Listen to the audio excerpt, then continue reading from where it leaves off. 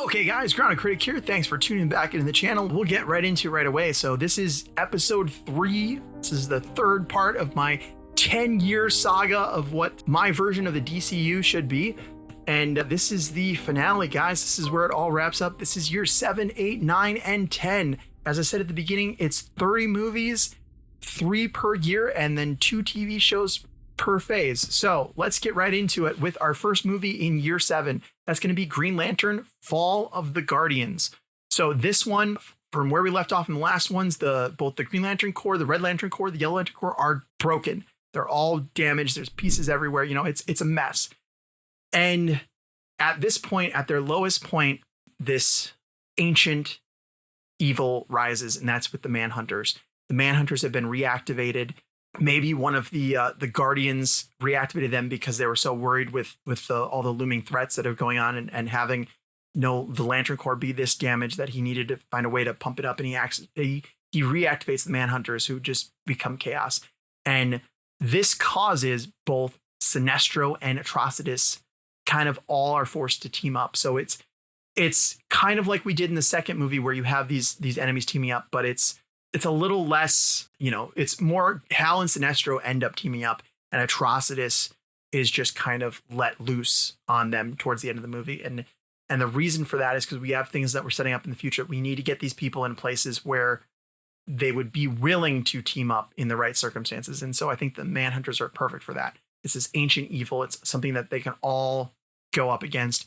And Hal and Sinestro kind of come together, where Hal now sees all between what the Manhunters did to the Red Lanterns and how corrupt the Guardians can be. And so him and Sinestro kind of come to terms where they can see each other are both in the right in some ways. And so Hal, while he still doesn't agree with Sinestro, and Sinestro still is technically a villain, he can at least negotiate with him on terms that he understands entirely. Like, these Guardians that I'm serving are corrupt, and they aren't always right. And so while your methods aren't great and you're bad too, I can at least understand where you're coming from on a better level. And so it kind of puts them, they're not these diametrically opposed villains all the time or forced to work together. They're kind of like, I understand you. I understand you now. That's kind of where we end it. They defeat the Manhunters.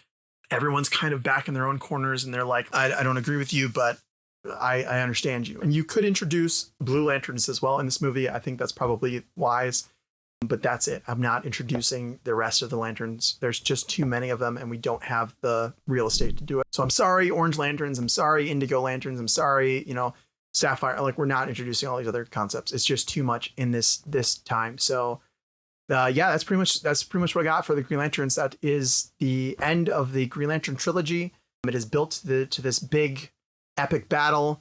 I want this movie to be huge. I want this to be almost, Justice League level. Jon Stewart will be back helping out in this movie as well. So it's really John and Hal dealing with all this stuff. We're not doing Kyle. I want to save, like I said, if I don't have something to do with the characters in the movie, I'm not going to really use them. But anyway, so that's it for the Green Lantern Corps. It's set up. We're kind of finished up there. It's kind of the end of that trilogy. Then we move into something new, and it's Justice League Dark. So we have been setting up. We set up Dr. Fate. We set up Etrigan. We set up Deadman. And they come together along with Constantine, Swamp Thing, Zatanna, and Wonder Woman. We're bringing in Wonder Woman in this movie. So at the end of her movie, she dealt with this magic and she didn't understand it. And so now there's another threat, and it's magical. And so she goes on to find people who are more equipped to handle it. And so she is our leader to this team, and she kind of forms this Justice League Dark. So yes, we have all these magic users together. They're trying to solve this massive magical thing. And Wonder Woman is kind of, a little bit out of her element, but she is your tie-in to the Justice League. She is your lead in, and it is her team, right? That she's kind of leading this off, and that's why they call themselves Justice League. So Wonder Woman kind of leads them. She's the team leader. I think you probably bring back Faust from her first movie, Felix Faust, because I'm thinking he probably would have been the one that was releasing all these old gods. And then it's a nice tie back into her first movie and why everything's kind of connected. And yeah, so it kind of all these people come together. It's a big dark epic, Justice League movie. And yeah, Dr. Fate dies. He's been around for a good amount of time, and he dies, and the helmet could be passed on down the road, but we're not going to do that in this movie. It's just kind of, a goodbye to him. And so we're just kind of ending things that we've been setting up. And so, yeah, that's Justice League Dark. Then we move on to the third movie in year 7. This is the end of our Batman trilogy, and it's called Batman Encore. We're bringing in the Joker. We're going big. This movie would be very much based on death of the family and Batman Endgame. So there's elements from both of those two stories. Again, we're going to also kind of tie in the Damian father-son relationship. We're bringing back Nightwing. Barbara would be Oracle throughout these movies as well. If I didn't mention that earlier, let me just say that I would use Barbara. She would be Oracle. We're not using Tim. We're not using Spoiler. We're not using any of these other side characters. I just don't have anything to do with them. But we need to have enough of a Bat family that death of the family kind of makes sense. So we start this movie in the past. We're going to use that part from the comic where Batman realizes that the Joker might have been in the Batcave early on and that he might have always known that Bruce was Batman. We kind of set that up. That's how this movie starts. And then we kind of jump into present day, and there's a rumor going around the underworld that the Joker is dying. So there's this Joker's acting different. There's something wrong with him. We're not sure what it is, but the rumor is that he's dying. And then he's acting more vicious than he ever has in the past. And he ends up kidnapping Alfred, which seems odd, which causes this rift with why did he kidnap Alfred to get back at you unless he knows who you are? And does he know who we are? And it becomes this question of there's something wrong here. Long story short, there is a big battle. The whole second, third act takes place in Arkham Asylum. That the Joker is taking over Arkham Asylum. So we get to see these villains from the previous movies. We'll see Two-Face in there. You might have had a villain or two like Riddler or somebody else in the earlier movies as well, in flashbacks or being caught in the first act kind of stuff. Like we saw Scarecrow in Dark Knight, something along those lines, right? And so these villains would get to come back in this movie here in this section where the Joker's taking over Arkham Asylum. So Batman's going through there to try to save Alfred, and Barbara is missing. Nightwing is missing. Nightwing goes to check on Barbara, and they both get taken. And so Batman thinks that the Joker's kidnapped these three. Commissioner Gordon as well could have been taken. So there's this need that he needs to go through. And so it's just him, and Damian decides to go with him, even though he tells him not to. And so this is the moment where Damian has now put on the R. This is the movie where him and Nightwing have really connected. And he's kind of I want Nightwing to kind of pass the torch to him. Kid, you've earned it. And he gives him, the oversuit. It's you're Robin. You've earned this spot. And so this is the first movie where he really is Robin. And so then we have Robin and Batman fighting their way through Arkham Asylum, fighting his rogues gallery, going through this huge mess. Ends up, they get towards to the actual middle, and it just like in the comic book, it's this feast that he's set up, but it's in Arkham Asylum, and he's got, the Bat family kind of captured and tied up. We're not cutting people's faces off. We're not doing that. That's over the top and weird and a little edgy. And this is our only version of the Joker is in this movie. So I want him to be more iconic and more mainstream, essentially, because this is our only version of Joker. If he was in other movies, maybe you have him get his face cut off in this one or something. But this is the only time we're going to see him in this universe is in this movie. So I want it to be, not that out there. So anyway, so he's got them all captured. He ends up getting Batman and Damian captured. And this is Damian's arc. So in the first movie, Damian was part of this cult. He didn't care about his father. He didn't care about Nightwing. He didn't care about anyone else but himself. In the second movie, he realized that he's part of that Batman is his father, and he starts to care about him. And he also starts to kind of care about, or at least respect, Batman's mission, right? And in this movie, he actually kind of is starting to care. This is the first movie where he actually starts to treat Nightwing and Barbara and the Bat family more as a family and not just cold and uncaring. He's now actually starting to open up, which is why he's earned that Nightwing spot. And so the big arc for Damian is at this, dinner that they're all stuck at, that the Joker's planning to torture them or kill them. It's Joker reveals that, yes, he is dying, which is why he's their game is coming to an end. It's hinted that he's known Bruce and Batman from the jump, and that he now has to step things up because he doesn't have much time left. And with that knowledge, Damian steps forward and tells him, he's look, I'm the grandson of Ra's al Ghul. I know where there's a Lazarus pit. Like, it was an emergency pit that no one else knows about, that only me and my mother and grandfather knew about. And he's like, I can tell you where it's at if you let them go. And so basically Joker agrees not to kill them if Damian tells him where this is. Damian tells him, and then Joker kills him in front of everybody. It's like Damian's finally done something. He's finally stood up to protect this family. He's finally become Robin. He's earned it. It's this big emotional moment for him. He's stepping out, showing he cares about his family, and he gets killed right in front of them. And then Joker just pieces out. You know, he's like, all right, well, I did what I wanted to do here. Goodbye.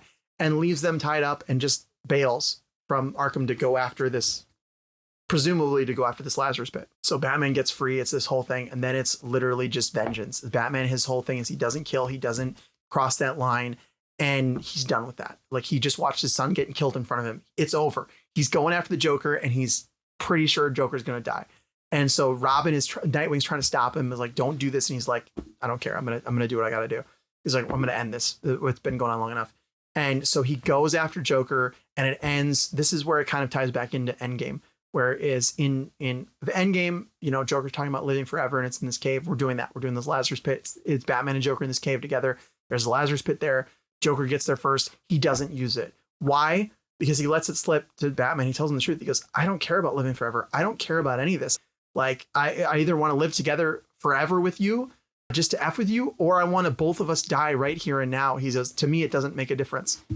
And that's why he doesn't take the Lazarus pit, because it's all really just F with Batman. And so Batman and him have this huge fight. Batman like goes to kill him, and he realizes, like, you know, this isn't going to solve anything. And that his son had just started to believe in his, you know, he actually started to believe in his side of things instead of Ra's al Ghul's. And so it ties all the way back to that first movie, where he realizes that he can't kill the Joker, and he has to still do this because his son chose his side. You know what I mean? Like, his son realized that he was right, not Ra's al Ghul. And so he can't go back, and he can't break up his morals and murder this guy. So it ties everything together from these three movies, at least from like there's underlying themes that tie through all three of these movies. It's really about Batman being a father and then losing his son. And then really, you know, this goes back to the legacy part of all of this. And so he defeats the Joker and doesn't kill him. And then it ends with Joker has like bombs everywhere, and he detonates them. And there's a huge cave in, and Joker's almost for sure dead. Batman is almost for sure dead. And at the very end, you see they pull Batman out of the rubble, and it's like he barely survived. Batman's hurt, but he's on the mend.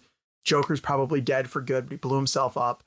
Damian is gone, and the Lazarus pit is gone. They can't bring Damian back. It's done. And we end it there. It's a little sad. It's a little tragic, but his son like gave his life, you know, becoming Robin. And so like you have like, they give him a burial stone. Maybe he actually gets the R put on the stone. You know, he's earned that spot. It's tragic and sad, but it's awesome. And so you kind of end it there.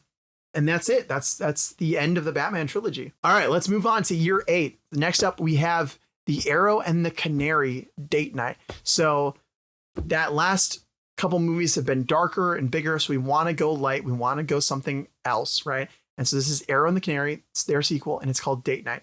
And in the first movie, they decided to get back together. And in this movie, throughout all the craziness that they're going on, the crux of the movie for them is their relationship has been growing.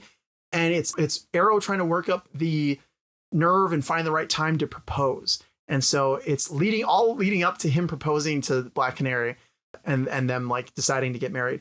But the story is, since Ra's al Ghul and Talia died, the League of Shadows has been in conflict. They cannot figure out a leader, but the two main factions are Malcolm Merlyn and Deathstroke. Those are the two people that are leading these splinter factions of the League of Assassins. And their war with each other has now come to Star City. So you have basically this all-out war going on between these two factions. And Arrow and Canary are kind of just stuck in the middle of it, trying to keep people safe and fight and try to, you know, minimize the damage between these two sides. It ends up with them, you know, having to take down both Malcolm Merlyn and Deathstroke. And so that's kind of like that movie. It's an explanation from the first one. It's still kind of fun, but it's also dealing with things from the past in these other movies, you know.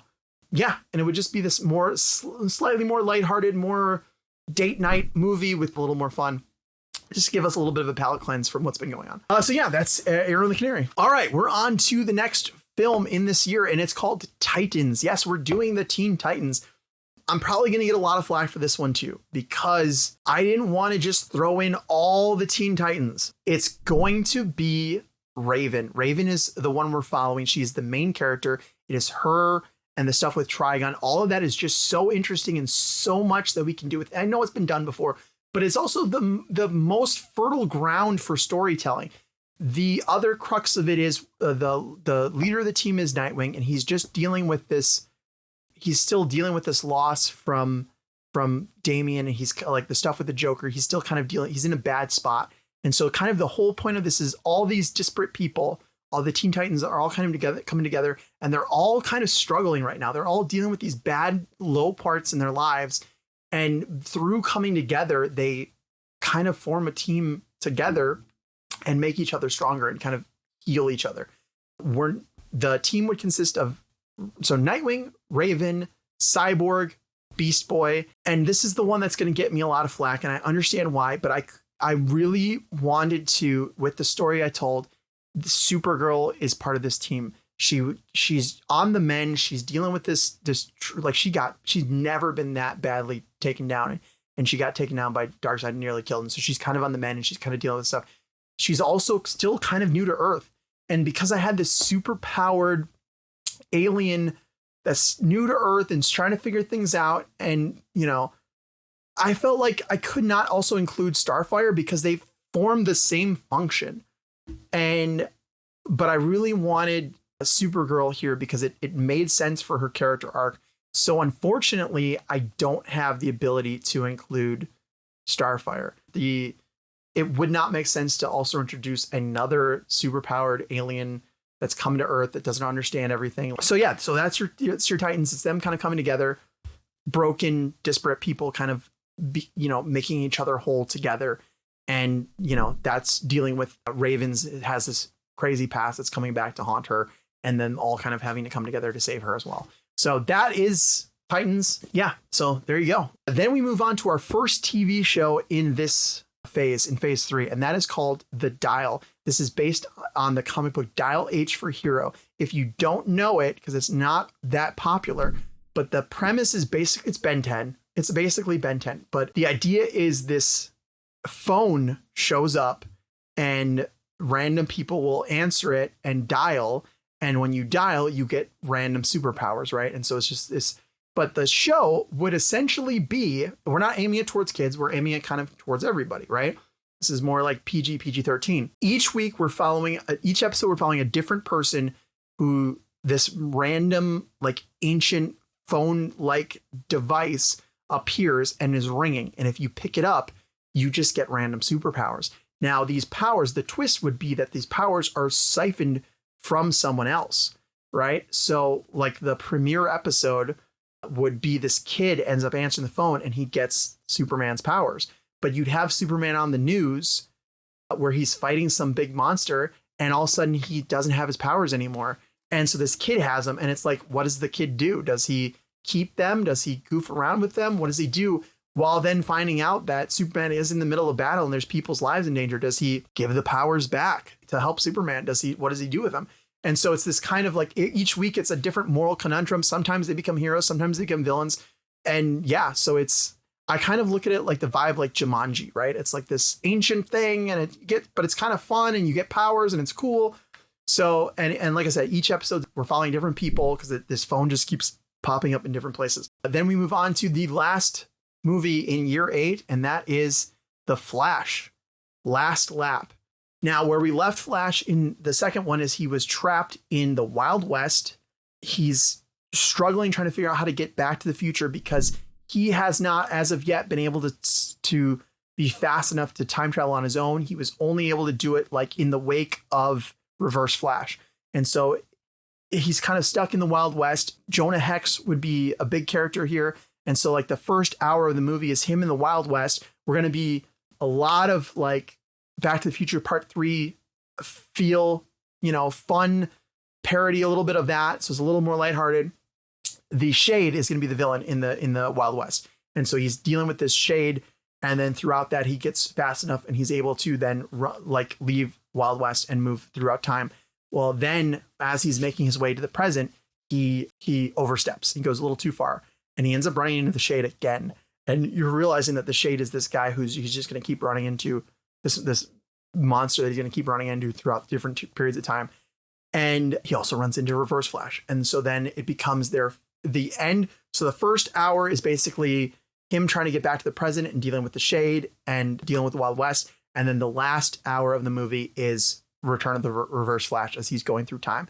And it's him meeting the Reverse Flash in the far future and then fighting. And then, it's wrapping all that up. And then he ends up defeating Reverse Flash. And throughout the movie, he dies. He's like, Flash, like his heart gives out, but he runs so fast, he outruns death. But he did die for a brief moment. So he ends up saving the day, kind of wraps everything up. We get him back to present day, but he's a little bit changed. He's gone through some stuff. He was trapped in the past for a while. He died briefly, but he makes it back to present day. And so, that's where we kind of end the Flash there. And that's kind of the end of his trilogy. But I just love the Wild West aesthetic. I love that kind of like steampunk. I love the idea of him having to, get fast enough to go through time. Like there's a lot of fun that you can have with that. And I think that would be a nice end to his trilogy. Moving on to year number 9. We're getting close to the end, guys. Year number 9 is going to start with Superman Doomsday. So Superman's trilogy, we had him on Earth. Then he went off into space and he teamed up with Supergirl and they defeated Brainiac. And now we're in present day and Doomsday shows up. Superman has to fight him. And I want everything to be, we're leaning heavy into the Doomsday side of things because most people kind of know the Doomsday story now, right? What they don't know is that this movie is going to be, it's a mix between the Doomsday storyline and All-Star Superman. And so a lot of this is the Doomsday side of things, but then you're going to be leading up and you're like, okay, well, Superman's going to get killed by Doomsday. He's going to come back and all this kind of stuff. No, Superman ends up defeating Doomsday, but he's severely depowered. Like he's almost dead, so I need to stop and explain something. The MCU had these after credit scenes with Nick Fury. Like early on, every end credit scene, Nick Fury would just show up in a movie. I want to do that as well, but I want to do it with Booster Gold. Booster Gold, I want to be the Where's Waldo of this universe. I want him throughout random periods of time in most of these movies to be there in the background somewhere. Like if, you're walking down the street in Titans and in the background, you just see Booster Gold and he's just like looking around. You're like, the freak was that? And he blink and you miss it kind of thing. Like in Etrigan, when they're in Camelot and you see someone up on the battlements, like dressed in armor, put on slightly weird. And then you see like the orange goggles on underneath the armor that he's just threw on. Like I want Booster Gold is going to be popping up through all these movies. The reason I say that is because that's going to play a role here very soon. Booster Gold shows up in Superman Doomsday. If you remember All-Star Superman, you had this people from the future who wanted to see Superman's greatest feats that he led up to before his death. This is a similar kind of thing. Like Superman ends up running into Booster Gold, and this is the first time that he actually gets involved in the story. Like he's actually there, like someone actually catches him because it's Superman. He's so fast. And he tells him, he's like, I'm here to watch because you're about to do some of the biggest things you've ever done in your entire life. And then Superman ends up fighting Doomsday. And so you're like, okay, Booster Gold is there to watch Superman fight Doomsday and die. Superman does not die from Doomsday. He defeats Doomsday, but he's dying. And this is the All-Star Superman part of it, where you realize that Lex Luthor has poisoned Superman and Superman is going to die. And so then we kind of do the All-Star Superman side of things where Lex gets to kill Superman, not Doomsday. And you find out through Booster Gold that is not supposed to happen. That in the original timeline, Superman does defeat Doomsday and survive, and he's fine. But something changed. And so Booster realizes that something that he did messed up the timeline throughout all his hopping. Somewhere along the line, something changed, and now Superman is dead. And so that will play it in down the road. We'll get to that in a moment. But to finish this off, so Superman's franchise, he saves the world, and there was an element I forgot to mention in the first Justice League movie. Superman and Vandal Savage have a conversation, and in it, Vandal Savage mentions to him, he's like, "You are this super being. You're aging slowly. You're going to watch everyone you've ever met is going to die. You're going to watch them die, and you're going to realize this is a curse." And so this has kind of haunted Superman throughout his whole franchise, right? It's always been in the back of his mind. And then he fights Doomsday, and he's dying. And rather than being sad about it, he gets to talk to Lois, and he mentions back this conversation he had with Vandal Savage, and he goes, "I'm glad I'm able to die. Like, I'm like, this is not a curse that I don't have to watch everyone else I care about die." Like, there's like, he's not as upset about it as he could. Now, obviously Lois is upset and everyone else is upset, but for him, he's seeing the bright side of it where he doesn't have to watch everyone he cares about pass away. And so it ends. Superman still manages to defeat Lex before he dies, and Superman passes away, and there is no heartbeat dust stuff. Like, we're not giving any hint that Superman's coming back. He is dead. He has passed away. We're not doing the Superman Doomsday resurrection. We're not doing what they did with Batman v Superman. Superman, his trilogy ends with his death. It's heroic. It's somewhat poetic.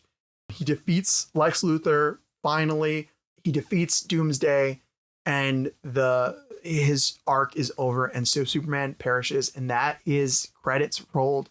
It's over. Superman Doomsday is done. On to the next film, Booster Gold. As I said, Booster has been popping up throughout all of these movies. We're finally giving him his own movie. He's realized that something he changed messed things up. And so now he's stuck here until he can figure out what's going on. So he ends up teaming up with Blue Beetle, another hero in the present day.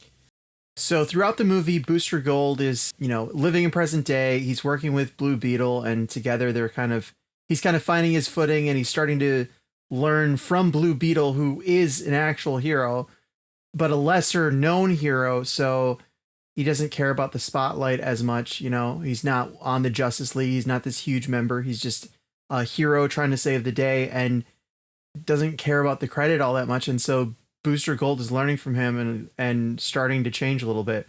Well, throughout the movie, you'd have like Rex Hunters or some other member of the Time Stealers probably there manipulating things in present day. And that would lead eventually, Blue Beetle and Booster Gold would eventually find out about this, and that would lead them into conflict with the Time Stealers.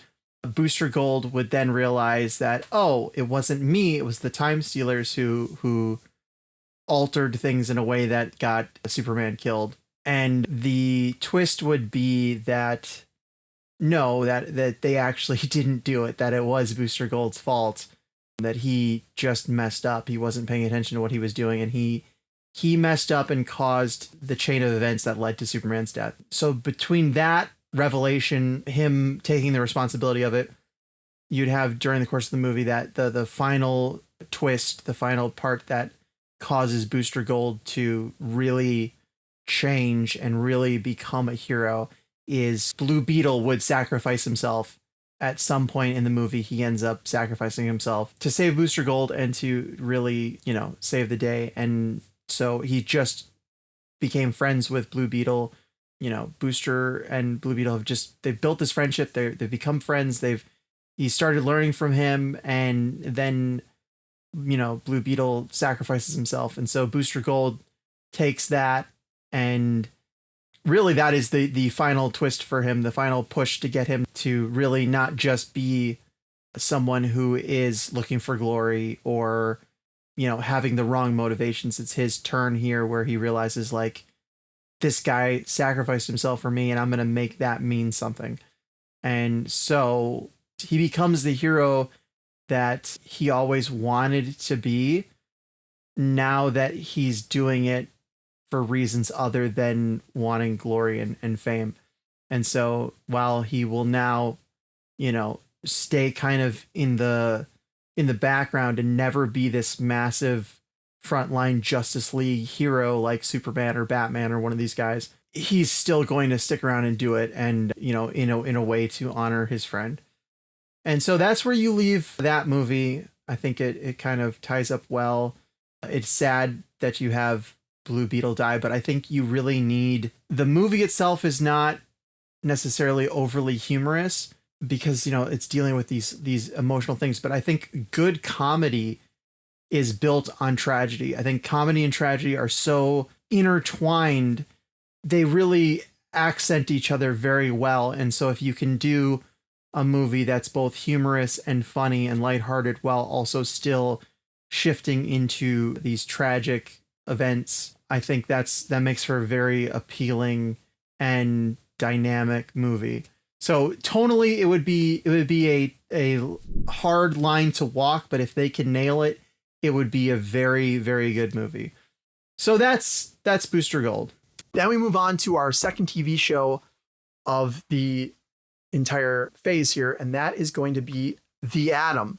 Now, The Atom TV show is basically going to be inner space. It's going to be very much inner space. So the idea is going to be that Amanda Waller and what's left of Cadmus, basically they approach Ray Palmer and tell him that we need him to come in and save the life of this foreign dignitary, that this leader was infected with some kind of nanite that's going to kill him very soon, and that if this guy dies, it's going to lead to World War III. So he needs to find a way to secretly get to this guy and then shrink down and defeat these nanites inside of his body before they cause this guy harm and he dies. So there's a ticking clock he's going through, and as he finds this world leader, gets in there, he realizes that the nanites are left over from the OMAC project and that Waller was the one who infected this guy.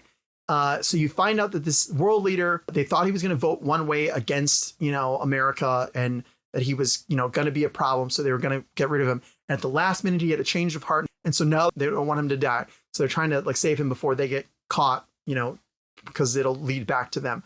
So he realizes, you know, he's working for this corrupt people, but he's still got to save this guy. And then he manages to save him, but realizes that these nanites have been self-replicating and are now leading to this like nanite virus that's spreading to all these different people. So he's going to have to figure out how to stop this on a large scale. And that's why it's a TV show. And so he's got to, you know, save everybody from this sentient OMAC project that's gone on and it's spreading around. And so it ties everything back to even the first Justice League movie. And yeah, so it's kind of a nice tie-in from that. And it's picking up some loose threads there and wrapping up. So there you go. That is The Atom. And that leads us into our massive, big Justice League crossover movie. Now, the name doesn't give it away. I mean, it might hint at it, but it doesn't give it away. But the symbol would. So you would do in all the first marketing, this symbol does not appear on anything because I don't want it to give it away. But as soon as you get into the actual main marketings, then the symbol starts popping up and you realize that everything we've been setting up has been leading to a massive 2-part Justice League movie. The first part is called Justice League Rise. And yes, we're doing Blackest Night. All right. So with Justice League Rise, I wanted to start the film on a lighter moment. So as I've said, I believe I've mentioned this in the past videos, but you have different characters mean different things to the Justice League. And the emotional core of the Justice League is Green Arrow and Black Canary.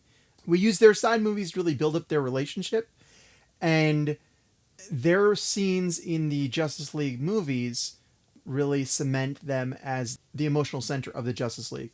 And so it's fitting that this movie would start with Oliver Queen and Dinah Lance getting married.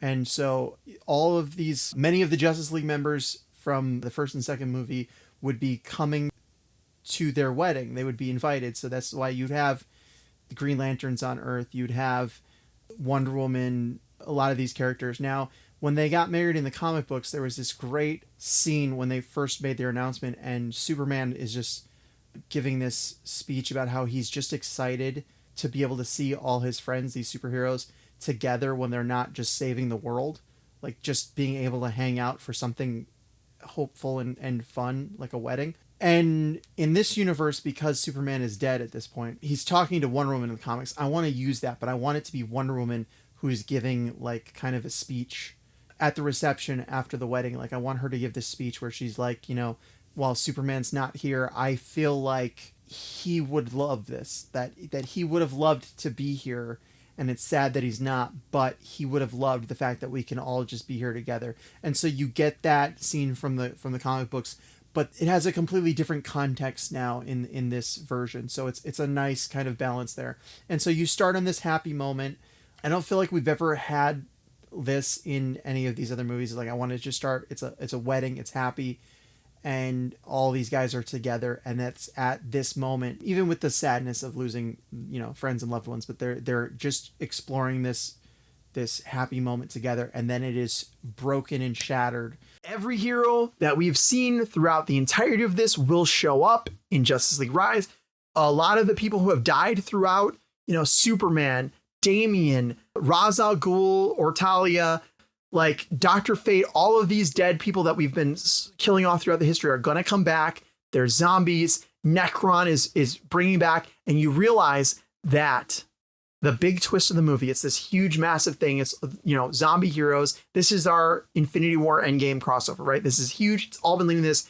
You find out towards the end of the movie why it's happening. And it turns out Darkseid caused this. He thought that Necron was the answer to the anti-life equation, and once he got to Earth, he realized he was wrong, but he had already started the ball rolling. However you want to do it, he started things down this path. But why did Darkseid think that Necron was the anti-life equation? Well, turns out this leads all the way back to the very first TV show, which is Vandal Savage. In Vandal Savage, remember, there's an episode where he has a conversation with the Green Lantern in the Wild West. That Green Lantern was Abin Sur. If you remember in the comics, Abin Sur was the one who knew the prophecy of the Blackest Night, and he happened to spill it to a cowboy on Earth. And this cowboy, being Vandal Savage, realized that life is a curse, that he will never die, and that's the only thing he cares about anymore. He's lived forever. He will live forever. Nothing can kill him. Nothing matters. Everything is a whiff and a shade and a shadow to him. And all he wants, the only thing he's been trying to do for the last 500 years is find a way to die. And Blackest Night gives him that answer. Necron is his answer. So all of this was to rise Necron so he could kill Vandal Savage, so he could finally die. And he doesn't care if he wipes out all life as long as he has the chance to die, because it doesn't mean anything to him anymore. And so Vandal Savage has been pulling the strings ever since that meeting with Abin Sur in the Wild West. He'd finally found his answer to death. And so he has been working with the government. He's the one who sent this word to Darkseid. Vandal Savage has let this slip because he needed Darkseid. He needed someone powerful enough to wake Necron. And so all of this has been leading just so he can die. And at the end of Justice League Rise, he gets his wish. Necron rises, they're killing everybody.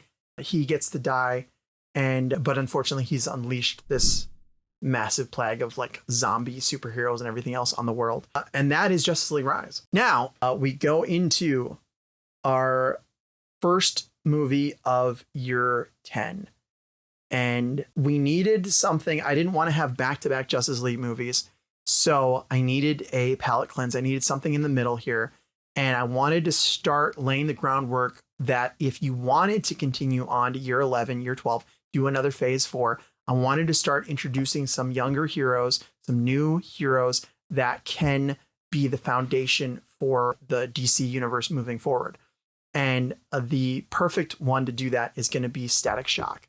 I think he's a fantastic character. He's awesome. The cartoon show was great.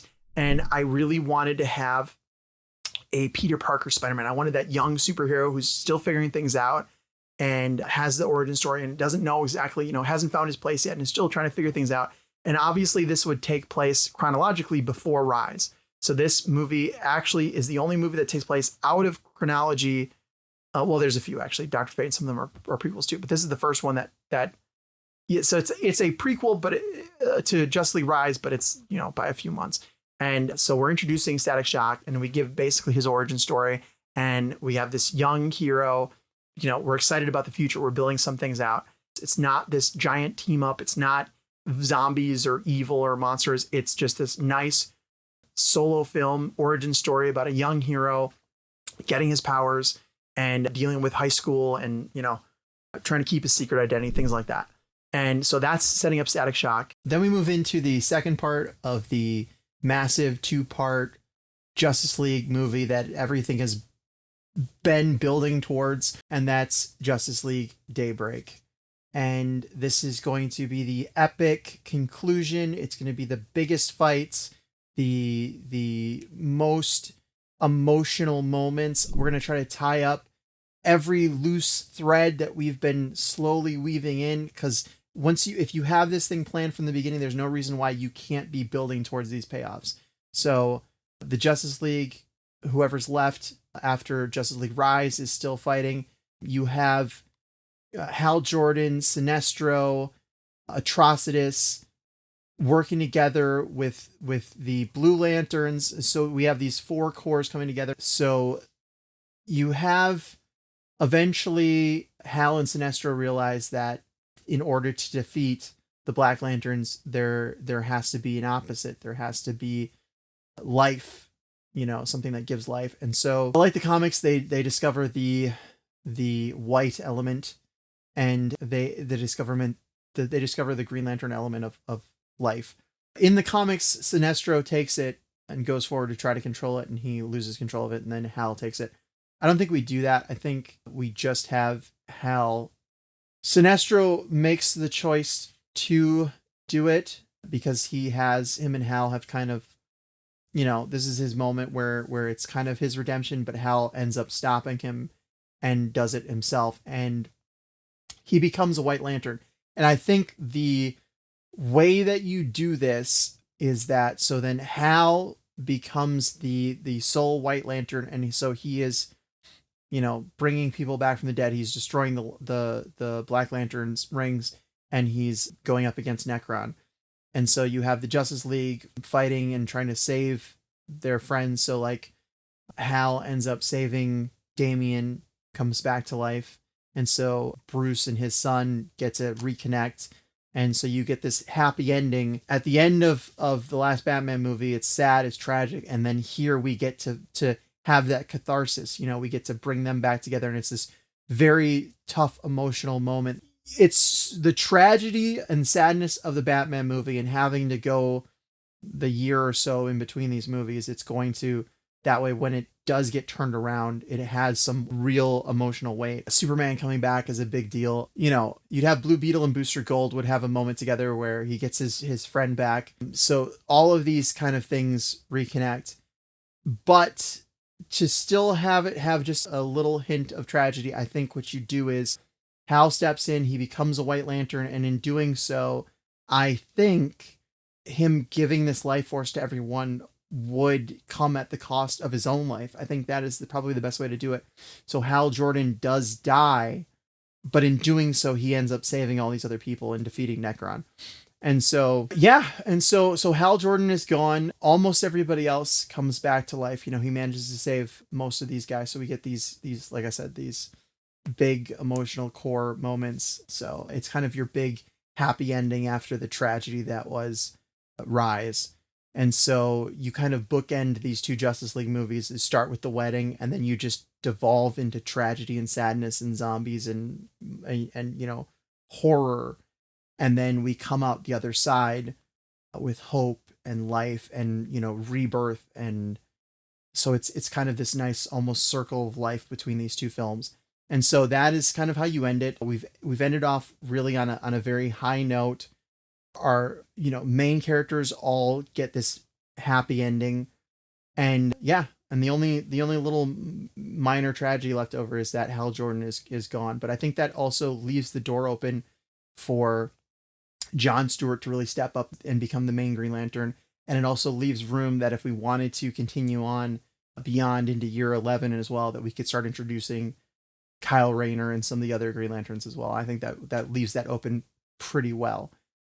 But that is, potential futures. But for this movie and for this 10-year process and for this DCU that I've created, this whole 10-year plan, it ends here. It ends. It's happy. You roll credits. I want this to be like Endgame. I want it to be emotional. I want it to feel like if you ended things here, it would be fine. It would be a great fulfilling ending. You know, you've had, if you're eating a meal, this is the full 3-course meal. You're full, you're ready, you're done. But it doesn't quite stop there. We have one more movie, and this would be the dessert. This would be that one little extra, like we could end it there. It could be fulfilling, it could be great, but you get just one little extra, just to give you like a hint of like, we could keep going, we could do more, but it also acts as an epilogue to everything we've seen before it.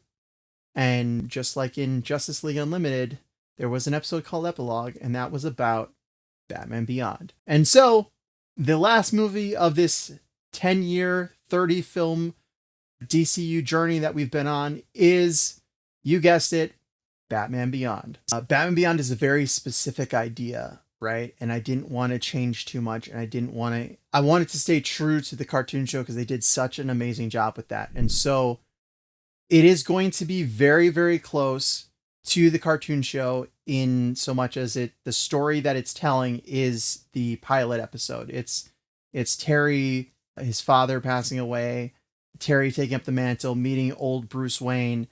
You know, we're going to pretty much do those first 2 episodes leading up to, you know, him becoming Batman Beyond totally and Powers becoming Blight. But I don't want Powers as Blight being the main villain. So where it does change is we're also going to include Shriek. Shriek would be working for Powers early on rather than having him join in later and then becoming, you know, Shriek and doing all this stuff. You have him instead working earlier on. And so you take elements from the first episode with Shriek as well. And so you kind of mix those 3 episodes together, and that gives you the rough idea of what the structure of this movie would be. But at its core, emotionally, again, the trilogy of Batman films was about, at its core, at its heart, it was about legacy. It was about Damian Wayne and Bruce Wayne and their relationship and this father-son dynamic. And now we're kind of carrying that over into this movie, but it has a different feel to it. You know, it's Terry lost his father, and so now he has this surrogate father in Bruce Wayne, but they don't really get along at first, and they're kind of figuring each other out. And so how does that play into what we did in the past? And so I think you leave this unanswered question of what happened to Damian after Justice League Daybreak, because Damian came back, and they should have had this good, you know, they had this emotional father-son, like he's got his son back, and you know that he became Robin again and things were good. But where is Damian? Where is he in this movie? And because he would not be in this movie, it would be kind of this thing in the background that we would leave open for the future. This kind of unanswered question. We would leave just a hint here or there, a reference to Damian, but we're not really sure what happened to him because he's not there. He's not with Bruce. So where is he? But we would also get to see in the background, we would get to see, like on the news, you'd see Superman still in Metropolis. He's doing his thing. Yeah, he's got a new costume. He's a little older. He's got the gray in his hair, but he's still flying around, saving the day, you know. So there's these little bits and pieces of the universe that we've set up to show that, yes, some of these heroes, they had their happy ending and things are still going well for the most part for them. Because, you know, they may not be coming back. We might not be getting to see Superman again. We had his trilogy. We had him leading up to here. So this is probably the most you get with Superman. Because again, realistically, you have these actors who are ready to move on and do other things. So rather than just killing them off, you just kind of, you know, they're off doing their own thing. You know, they're getting up there. They're moving on. But we want to leave some of these questions unanswered. So we don't want to show where everyone is in case we wanted to do things more with them in the future. But yes, so the few of them that we know where they're going, that's what we would do. You would have Barbara Gordon. She would be the commissioner, just like in the show. So there is going to be, we're bringing back some of those characters. There would be hints of what happened in Nightwing as well. But I think you kind of leave some of those questions unanswered and focus more just on Terry and Bruce. But yeah, so we focus really on those two. It's really the pilot episode. It's Terry becoming Batman. It's him, you know, going on this vengeance for the loss of his father, and then, you know, finding out justice is the way to do it, and kind of, you know, becoming Batman and understanding what that means. And so that's where we ended. It's this nice little epilogue. We leave things off. It sets things up in the future that, yes, the future is bright. It's exciting. It's adventurous, but there's still villains to fight, and there's still even 20, 30 years later, there's still adventures to be had in this universe. It's a great way to end this whole 10-year 30 movie DCU experience, and it also sets up, we've passed the torch on some of these characters, we've moved things forward in a way that makes sense. Works for me. And so we leave it there. We started with Superman, we ended with Batman Beyond. And yeah, so there we have it. We have the entirety of the DC universe. The first 10 years, you could end it here. It would be, as far as I'm concerned, a perfect ending, but there's also pieces to pick up and things to move forward. Static Shock, Batman Beyond, is there a new Dr. Fate? Like there's so many characters we never got into. There's a whole list of characters that we never even touched on because I didn't have anywhere to do with them, that are great characters that I would love to start seeing in future waves if you wanted to continue it. But for me, I'm happy. Here's my 10-year plan. Here's what I would do with it. If you made it this far, thank you for watching. I hope you enjoyed it. Again, let me know what you guys think in the comments. Let me know how you would do it. Tell me where I went way off the rails. Tell me the things I got right. Yeah, so this is the biggest video I've ever done. The biggest amount of work. I've been spending, quite a long time getting this all set up, making all these titles, coming up with the plot lines, figuring out how everything ties together, doing the concept artwork for it, putting all this. It was a huge undertaking, but it was something that was really exciting for me to do. And I really enjoyed doing this, and I hope you guys enjoyed watching it. But yeah, that's it for me, guys. Grounded Critic. Again, thanks for tuning in. As always, stay grounded.